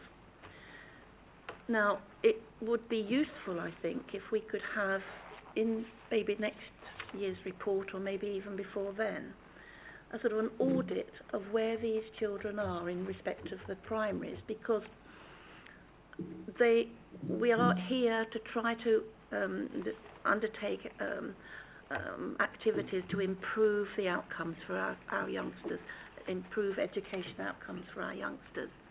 And for some schools, they have a very significant number of asylum-seeking children that come in and go. And we all know about turbulence. If you've got turbulence in a school with lots of ins and outs, it does make a difference. Now, one school that I have knowledge of has had 22 asylum-seeking children that have appeared and left since last October. So if we could have an audit done of these schools, maybe we can come up with some plans and strategies to support in particular those schools, because Yes, they do get funding. If the bottom is on a seat at a certain time, they will get funding for that. However, there are challenges, and this report in another place says that some of these youngsters have got no English. They come into a class, they're there for a couple of months, they've gone, and another replaces. So maybe we can, through this committee, ask for that information, because it may well inform where standards are maybe being challenged in certain schools. And there's nothing on that, because the Fair Access panel is only really dealing with secondary, because for primary there's no problem. There are the spaces. Yeah. And so the same schools nearest to the hotels are having this continual flow, we know which where they cannot be good. We've already got that information. Well, maybe it can be shared. Okay, Dan. Thank you. Yeah, just to add there, exactly as Michael said, we know which schools are most affected, particularly in the primary sector, because of the virtual location, really. And we just to reassure the committee, both Julie and I, through our respective networks, are making strong representations, and that includes directly to the Home Office. And it's a London-wide challenge. It isn't obviously limited to this borough. It's a pressure point for schools local to hotels wherever they are in London. But we are making a strong representation. I mean, I know the next point's about Ukrainian refugees. We've got a strategy for Ukrainian refugee children, and we've also got another strategy which is very similar for asylum-seeking children in hotels, which factors in where schools have raised challenges around this, reviewing people's confidence and competence about dealing with EAL children. In fact, Hillingdon, because of Heathrow particularly, is a borough with a long history and confidence in that, and many schools do not feel challenged by new arrivals coming in. It's part and parcel of their practice. If there are any gaps for some of them where there isn't funding going with it, it's maybe that some of the asylum-seeking families, they don't have interpreters. So I've reached out to the Stronger Families and also the voluntary sector, because in West London we have a very rich tapestry of community groups that, where I worked in other parts of London, we would use those groups in our schools, because of many of those families may find themselves going to those community centres anyway, so they were like a bridge. And the third thing I would say is I also sent out this week something to all school head teachers, reminding them of the distinction between free school meals and pupil premium, and the fact that they are entitled to help a family to apply for benefits related free school meals for people without recourse to public funds under the Asylum and Immigration Act, and in fact then they would be entitled to receive pupil premium money, and then that would actually address the issues they've got where they're paying for children's uniforms and pens and pencils, because children literally don't have any money or access to it. The issue about the sort of mobility, I mean, if we could have a great conversation with the Home Office, that might ease, but of course it's not necessarily national policy. But all the other things, we actually do have a strategy to address that. But we will, then that, we can share that with you. I think I would reiterate, as Dan says, we are having those robust conversations with the Home Office. They might not be bearing the fruit that we so wish, but we now do know, at least in advance, even if it's 24 hours in advance, what hotels will be used and how many people we expect and how many are children, and then we have a tracking of that. It is a huge pressure. It also puts pressure on local authority services, because some of the data, when you say about resources in the extended virtual school and vulnerable young people and children missing education and needs not known, is because sometimes children are there and then a move is made very quickly, and we still have to assure ourselves that actually it's not just that the Home Office has moved the family, that the child is actually somewhere else, is attending another school and is safe, and that has really increased that number of activity, as well as the other social care implications and implications for our schools. But we are very much aware of it, and I think it's probably at least on a weekly basis that one of us is engaged across the region or with the Home Office or the various networks. but we will continue to monitor. But it's a great point about the free school meals point. Okay, great. Councillor Smallwood. Thank you, Chair. I'm going to dip around a little bit and be as quick as possible. Safeguarding in settings that are deemed inadequate across any, whether it be early years through to Key Stage 5, what intervention we do or support we require when specifically safeguarding is flagged as an issue that is inadequate. Provision for secondary school places moving forward. I'm going to slightly go on possibly a slight tangent and pull me up, Chair, if I am, but Bishop Arden and where we are potentially with that, or a new secondary school in the north of the borough. I probably won't get much there, but it's still worth asking. And then the final is about collaborative working. So not that long ago, maybe compared to a few others, I was at school. I went to Northwood School when it was the worst performing school in the borough. I remember an Ofsted report where the only good thing on it was the school council, which I was on. It's funny how history repeats itself. But I just wondered how we can get collaborative working amongst our schools or any of our settings, and how we enable that as a council. Whilst we may not be able to get involved with the workings of these various settings, how do we get some collaborative working? Because that QEDU Trust is a prime example of how a school can improve and provide better education. I mean, there's quite a number of opportunities for collaborative working that exist for schools. One of them is the Primary Forum. The other one is the Hillingdon Association of Secondary Head Teachers. Everybody's represented on there. The only people that don't attend that are the Hewins group. Everybody else does, and they do collaborate together. So we launched in conjunction with our schools the Hillingdon Learning Partnership in September 2022. That's been very successful in its first year. We had 52 schools sign up to that, 42 primaries, 10 secondaries. The model for secondaries, a heavy thing, is this peer review model, which is a commonly used model. We used two of our recently retired head teachers who were to facilitate it, and it looks at different aspects of school improvement, so different groups of... So there's actually a lot of collaboration in that respect. We've set up...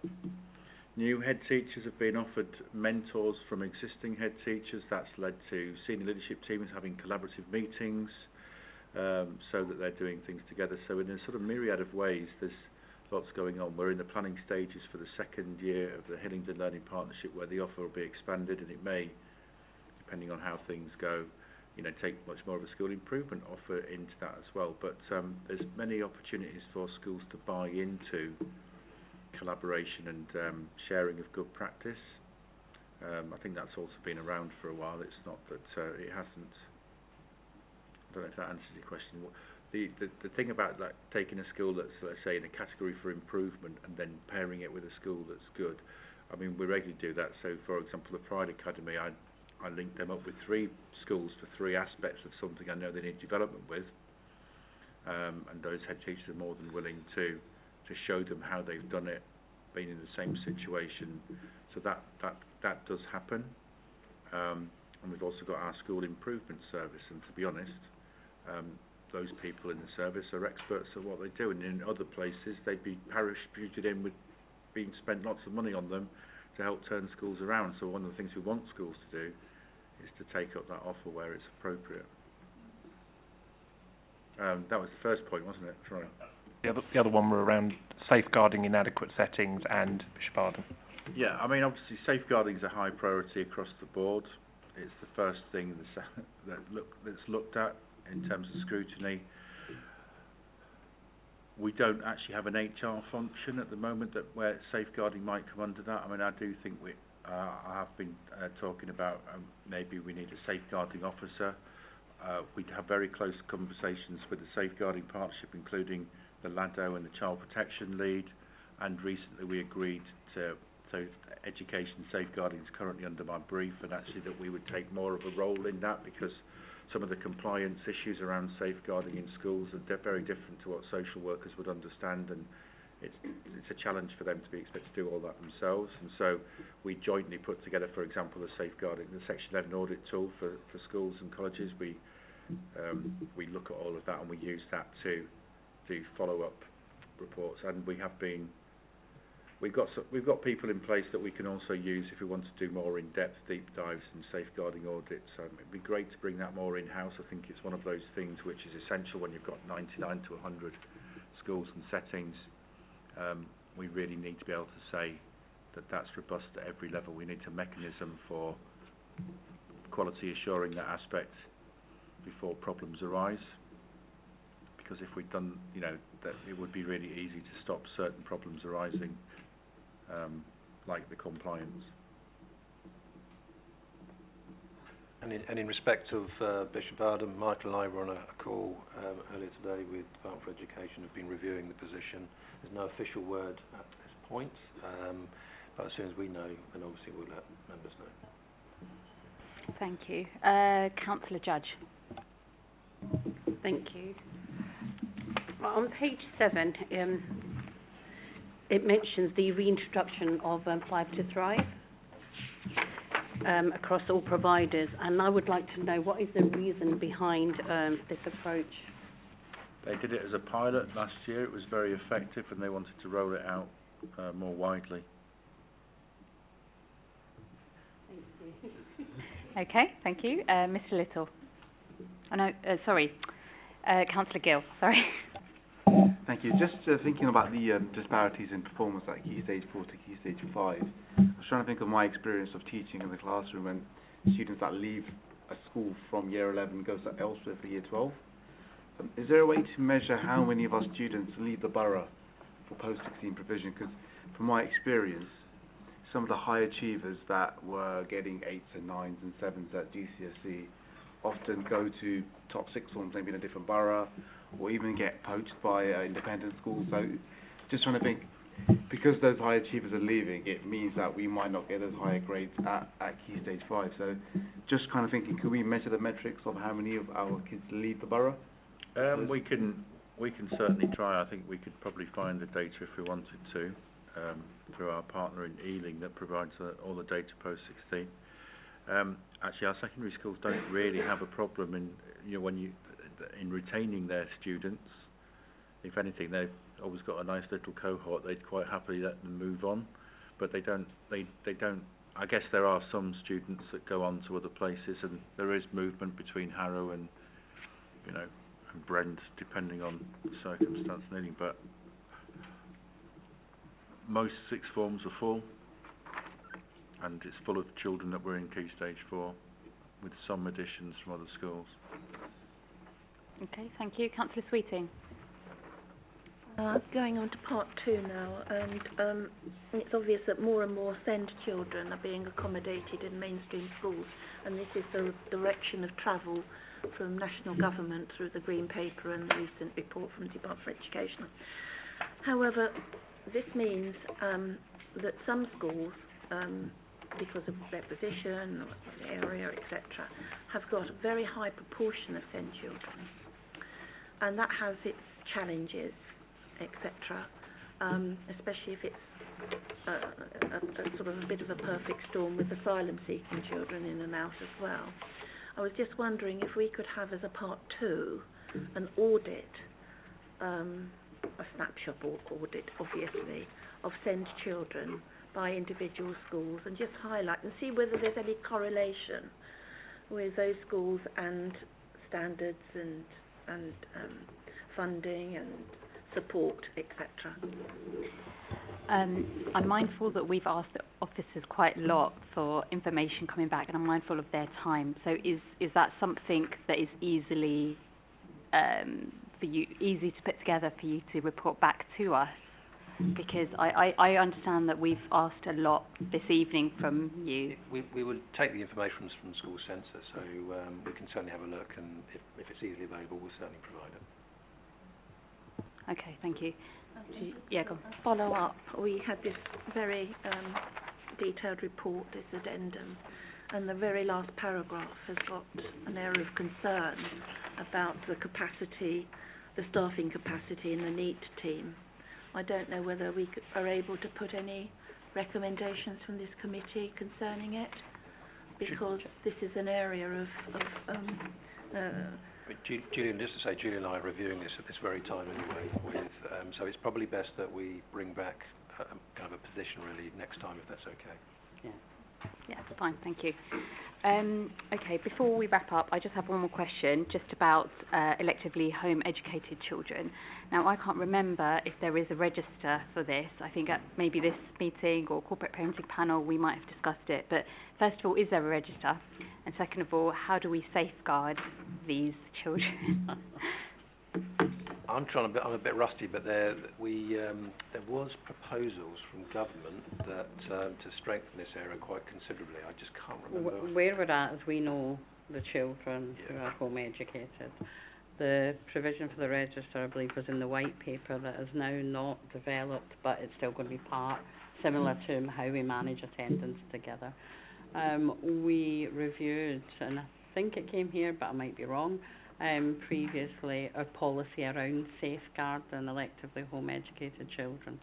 So there is any notification that comes in is double checked through the hub.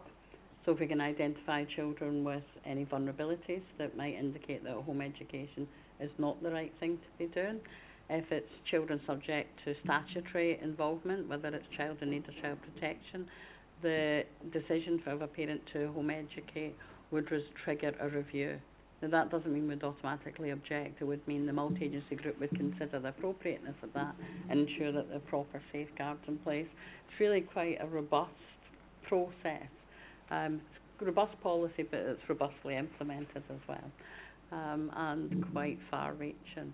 But yeah, the additional safeguards of mandatory registers, because there's always potential children that have never been in school that we wouldn't know about unless somebody else picked them up, and that's the safeguard and problem a register is trying to solve. Does that make sense?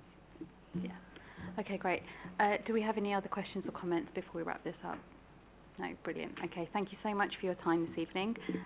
Julie, I believe you're going to stay for the next item. Michael, you're welcome to stay, but equally welcome to leave if you like. Up to you. I'm more than happy to go, but if you want to say the Ukrainian thing, Okay, sorry. Okay.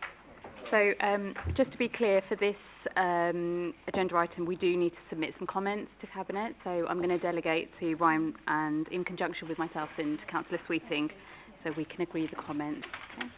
All right, so agenda item 7 then, the Ukrainian Children's Report. So Dan, over to you. Thanks. Thank you, Chairman. I'll give a brief overview and then I'll invite some questions. So just to explain why I'm here. So I coordinate across the council an officer group, meets regularly every 2 weeks, representatives from all service areas, the Ukraine response, and I've been doing so for over a year now. So there's representatives on that group from children's services, so Anthony's in fact part of the group, along with adult social care, housing colleagues who work in counter fraud and other services who have been supporting continuously the checks and the balances so that we can place guests who arrive with hosts who have been checked and safeguarded and so on, and ensure that payments are made to those hosts who are supporting Ukrainian families. So in terms of this particular report, I'll focus on sort of the education position, but just perhaps give a brief overview really in terms of where we're at in terms of some of the support that's provided. So since the scheme started, so just over about a year ago now, we've been working with particularly the voluntary sector as well and there's obviously officers within the council completing all the checks, placing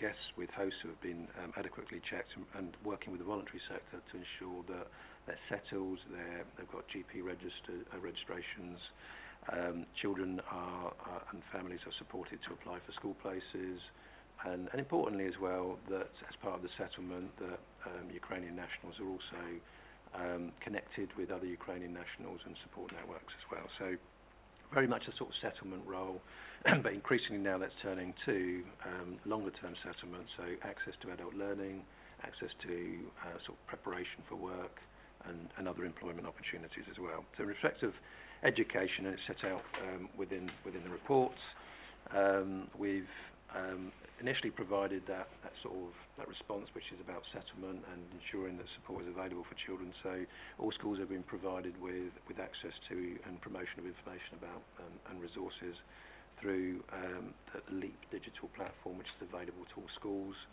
And importantly, we've needed to and wanted to respond quickly to some of the emotional and other support needs that children have had. So the Education Psychology Service, we've received requests from schools, referrals, so importantly that's been provided as well. The virtual school team has also provided advice and guidance to support schools with the placement of refugee children, and particularly non-English speaking as well. And then post-16 as well, working with providers through the networks that Michael described earlier, to ensure that the children don't fall into the NEET category, young people don't fall into the NEET category, but are accessing pathways which enable them to be prepared and settle into the communities. So we've actually, in November, we received awarded a significant amount of grant funding based on the headcount and the numbers of children that were received. So we've obviously provided some of those immediate services, but now attention is turning to actually what is a more settled offer, so supporting children, young people to do their very best and to achieve the education outcomes that we would expect from commensurate with their peers, really. So Michael very recently has been engaging with schools to develop an offer. We're looking at initially a cluster model, and the reason I say a cluster model is because unlike the children who've been placed by the Home Office into hotels around asylum seekers, they're not concentrated in certain schools. We're talking one or two in probably about 50 or so schools. So we're adopting a very different model, but certainly importantly, it's rooted around the child first model, where actually it's the children's needs that come first rather than just hand the money out to schools. Importantly for us, we need to demonstrate that the outcome, there's a clear targeted approach and outcomes have been achieved as well. So Michael's working with the schools to develop a cluster model where it's actually very much a peer approach as well, but certainly structured from those conversations with schools that are structured around what the school needs and what the children needs. And so that's really important because in terms of the guidance that we've been given, it's actually any offers to be developed in collaboration with schools as well. So and that's very much work in progress, and Michael's very much in flight with conversation with those schools at this very time. So I don't know, Michael, if you wanted to add anything just at this point. All of our internal services are involved, so there's Homes for Ukraine team as well, and everything's going through them so that we're tracking all of the pupils, and of course the numbers change week by week, and what we're looking for are possible red flags where service needs to step in and provide support, so that what we want them is to be in school or college, to be settled as much as they can be, and to be doing the best they can.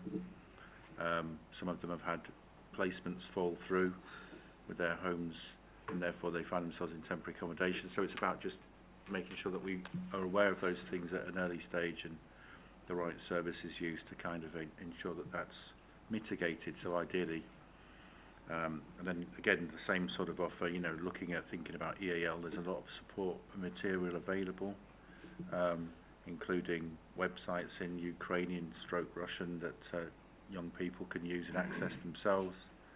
The career service has stepped in. For example, a student today that I referred to them who wants to go to university is about to become 18, and so they offered to meet with him as well. So everybody's been sort of playing their role really, and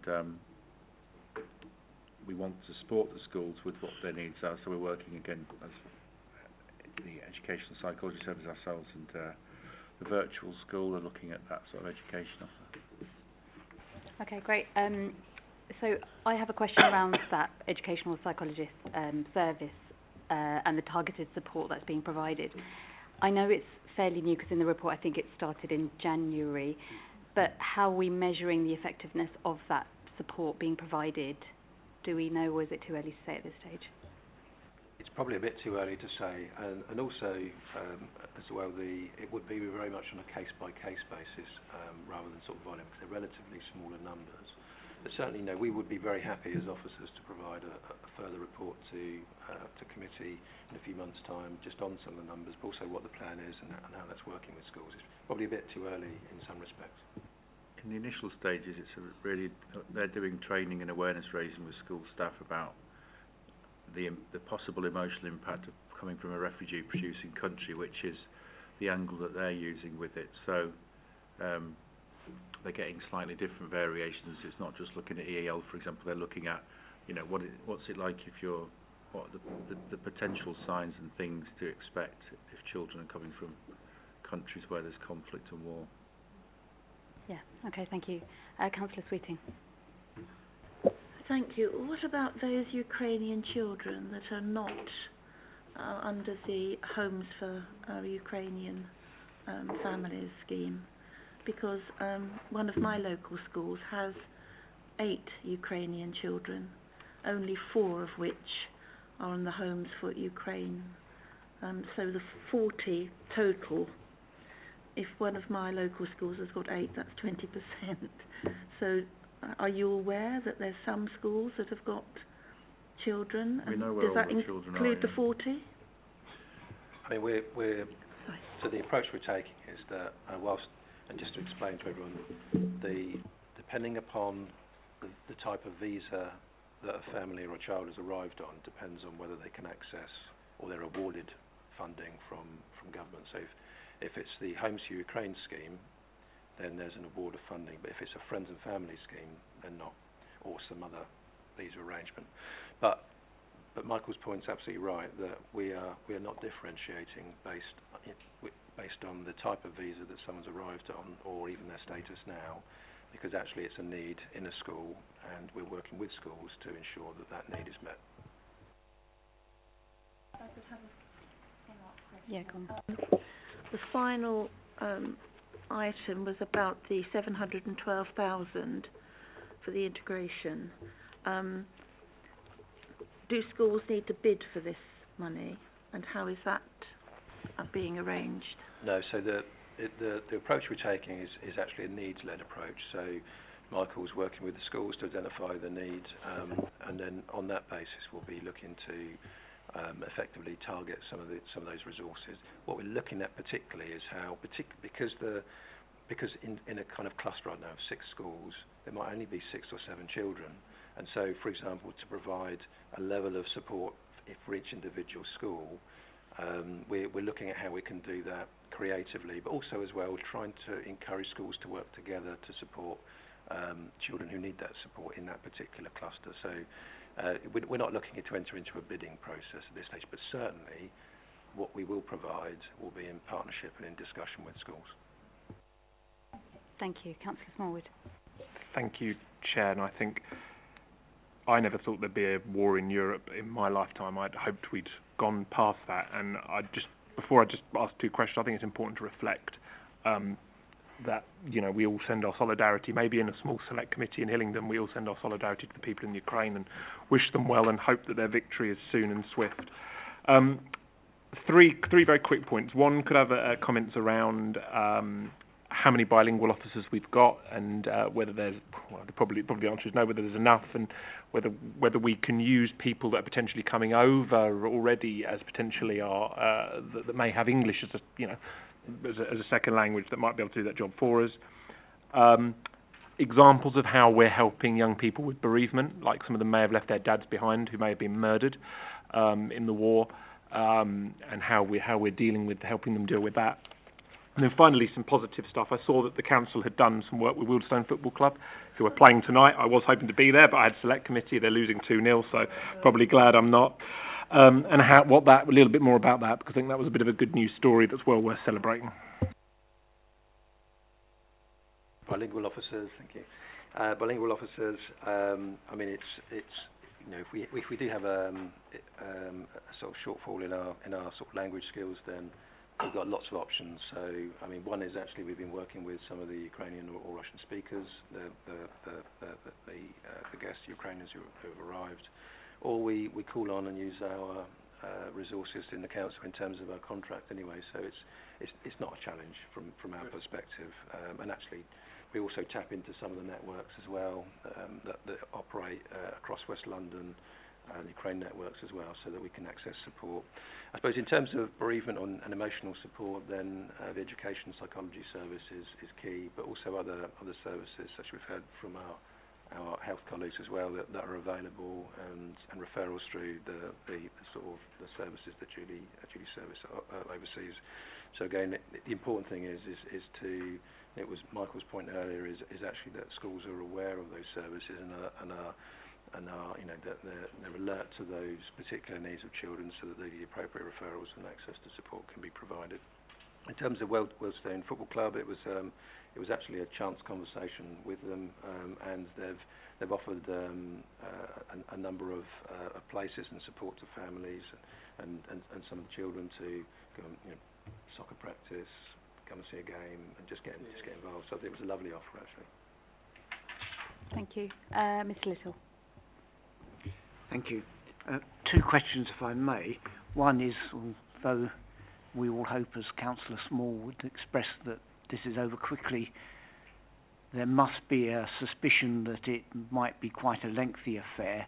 Are we prepared for the consequences of having these families with us, and the need to more fully integrate them into the life here over a longer term, is one question. The second one is, do we make any arrangements for them to network with each other and for the children to meet up? So if I start with the first question, so absolutely right. I mean, we've had sort of guidance from government that we should continue to support, and we've received funding for the next financial year, so to March 24. And you're absolutely right, Mr. Little. The focus initially was on accommodation and safeguarding. Arrangements are in place, and like I said, we have an officer group who literally tracks every single family, and ensures that all the checks, the DBS checks, etc., are undertaken. So we're confident with that. But the third part of the strategy now is integration and resettlement, and that's where our focus is, and hence we want to actually get this right by working with schools to ensure that there is a targeted support package for those schools, but also those children, so that they do the very best, however long they're in this country, but they do their very best and have access to everything else that every other child has to close any education gaps and get the support they need. And sorry, what was your second question? Opportunities for the families and the children to network.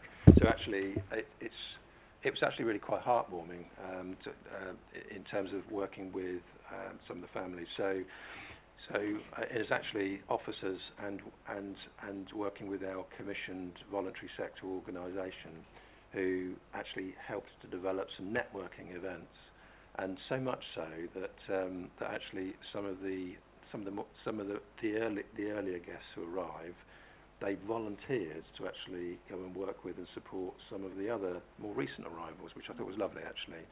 And so we're continuing to develop some of those kind of network events, not only for the guests who have arrived, the Ukrainian families who have arrived, those who have been displaced, but also for the hosts as well, so that actually there is that kind of connection and that support network. So that's something that we're looking to continue, and it's certainly worked very well. We've had very positive feedback.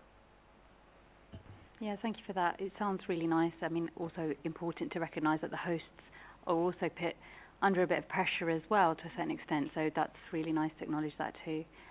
Any other questions or comments from anyone? Okay, great. So thank you, Dan, and thank you, Julie and Michael, for joining us this evening too. It was lovely to see you all, so thank you. Let's move on then to agenda item 8. I'm going to pass over to Ryan. Yeah, these are the minutes from the previous corporate parenting panel, which are or have come to this committee for noting. And then agenda item 9. Thank you, Ryan.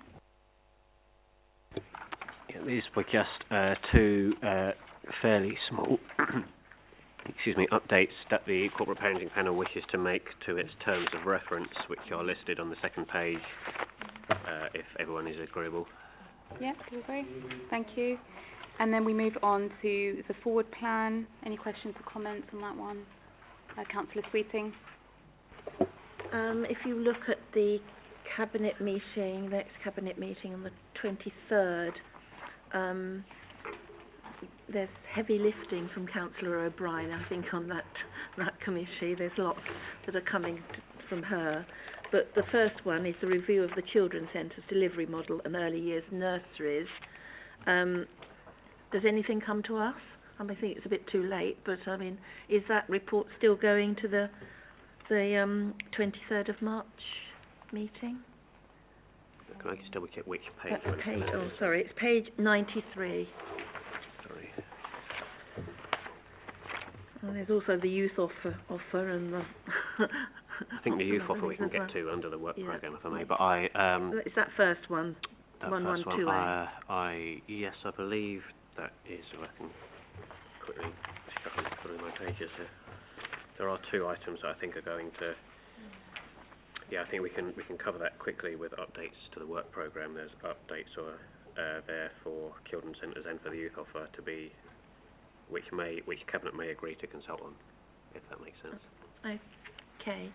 So is that report going to the? Yes, provisionally scheduled. Provisionally scheduled for June. Oh right, sorry, I haven't read my report papers. There was just too many pages. Yeah, it's just on the work programme. Just to clarify that point. So if we just move on to agenda item 11, which is the work programme. So just to clarify that the youth offer that's coming to Cabinet in March 23, it's coming to the R Select Committee provisionally scheduled for June, along with the Children's Centre's delivery model and early years nursery. Again, it's scheduled, provisionally scheduled for June.